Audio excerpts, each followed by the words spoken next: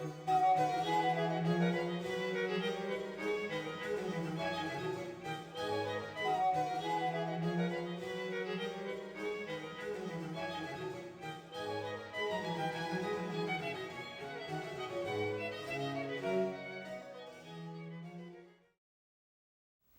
name is Peter Lieberman. I'm a graduate student in the Department of Italian.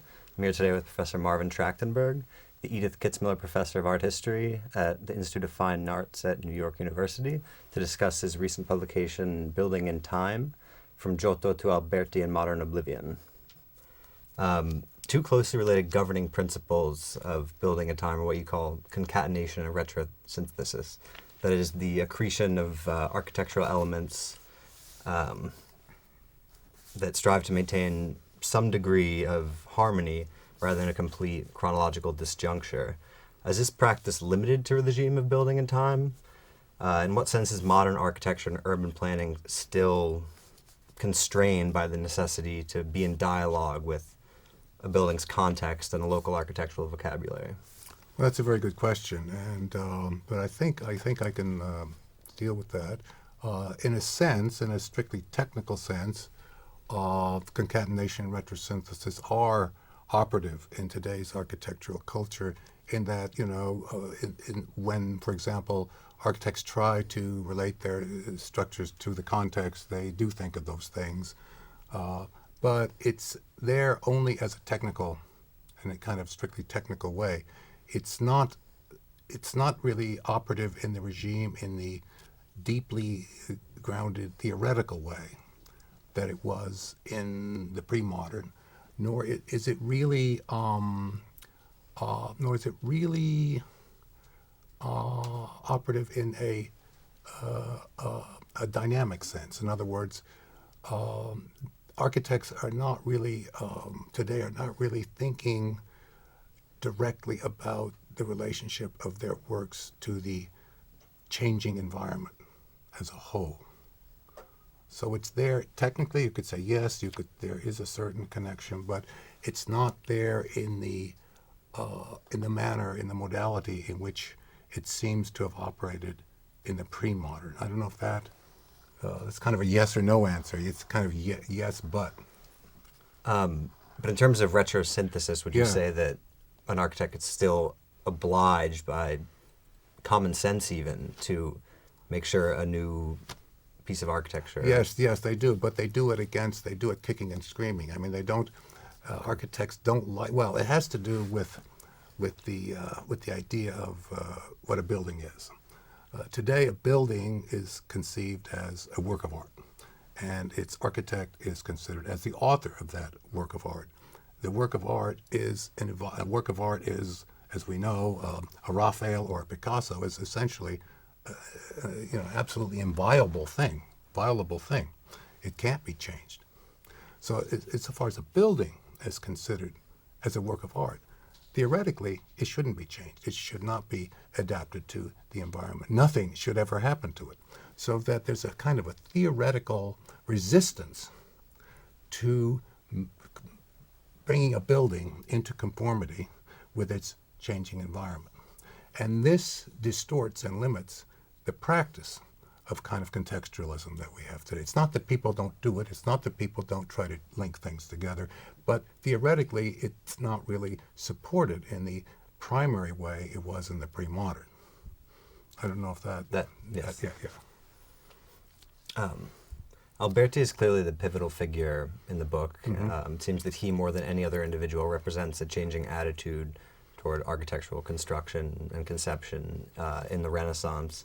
But is Albertianism a symptomatic reflection of these changing attitudes, or was the circulation of his treatises in some regard responsible for that changing attitude? Well, I think that's also a very, very good and penetrating question. I think one has to pull back a little here and think of the transformation that occurs in the period that you've just alluded to as a profound paradigm shift. It's an epistemic event. And as we know, those are never the result of one person or another person, but they're very complex changes that are never entirely understood. Alberti was an agent of that change, a very important agent of that change, but he in turn was responding to certain changes in particularly in the intellectual world and the world of particularly literature. He was Alberti. We should always remember, what did not begin as a figure in the visual arts, but was profoundly literary in his training, profoundly textual. I mean, we not forget that he was trained for. He was a lawyer and he was a priest, deeply grounded in text, and he was a writer. As far as we know, late in his life, he never practiced in the visual arts. So he's coming to this from the textual realm. So there were things occurring in the world of text that profoundly influenced his contribution to the world of visual culture, and that centered on the idea of the author, the idea that a living author, a living writer, can become an author. I mean, before Dante, the only person who could be an author, an autor, legitimate agent an agent who functions legitimately in the production of text, were people who were dead. There were the ancients. There were a few medieval people who were back in earlier in the medieval centuries, but a living person could not become an autor, an author. With Dante, suddenly not only long dead writers can be authors, but you now have, it was a list of authors. That was it. The autores. Suddenly, a living person or a recently dead person can become an author, can acquire that supreme status in the textual world. What Alberti does is to transfer that to the world of architecture. Now, an architect can become an author. So it comes out of a discourse, but he makes a profound kind of shift and turn and kind of displacement of this idea to the world of visual arts.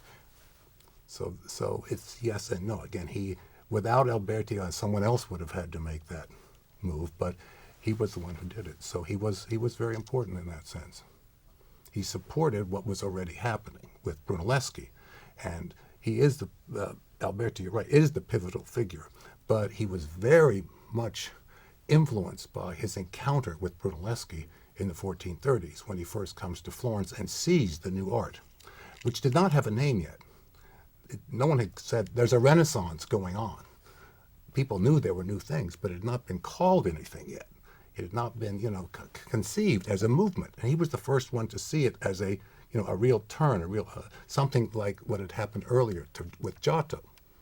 So he kind of sees Dante was the first person to finally recognize Giotto's importance in text, and Dante refers to Giotto as the superseded Cimabue. So he's saying something really important happened here, and then other writers of the Trecento elaborated on this, and Giotto becomes the central figure in the kind of earliest phase of this kind of renovation of visual culture.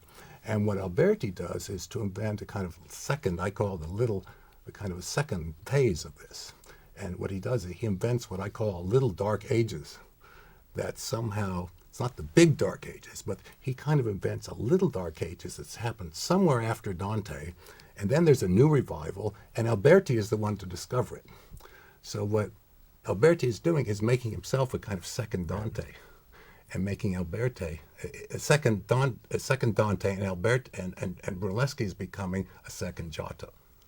So it's all what he's doing. You can see how deeply this is bound up in literary discourse. Alberti was very familiar with both Latin and the vernacular traditions of literature. So it really comes out of that whole world. In your discussion of two mendicant Florentine churches, Santa Croce and Santa Minovella, you make a very compelling argument that the perspectival elongation of the naves was sort of a spatial and visual representation of the hierarchy of the clergy. That's especially interesting when we think about the fact that in the 16th century, Vasari came in the height of the Counter-Reformation and basically undid that elongation. So what role does that sort of knee-jerk, religiously inspired reaction of Vasari have in the regime of building and time, or how does it not have a role? It perfectly fits. I mean, the life world changes and the architecture adapts to it. That's the whole point about building in time, is that it doesn't exist. Building does not exist outside of time in its own time bubble. that can't be changed. It necessarily it necessarily changes with the changing world. So it supports. Especially then in the case Especially, of it's a perfect example. post ipso facto Exactly, it's a renovations. perfect because there you have you really have a very clear case of there's a changing theory about what a church should be, and then this church changes according to that theory. So I should have had that in the book. It's certainly applicable to St. Peter's as Absolutely, absolutely. Last question.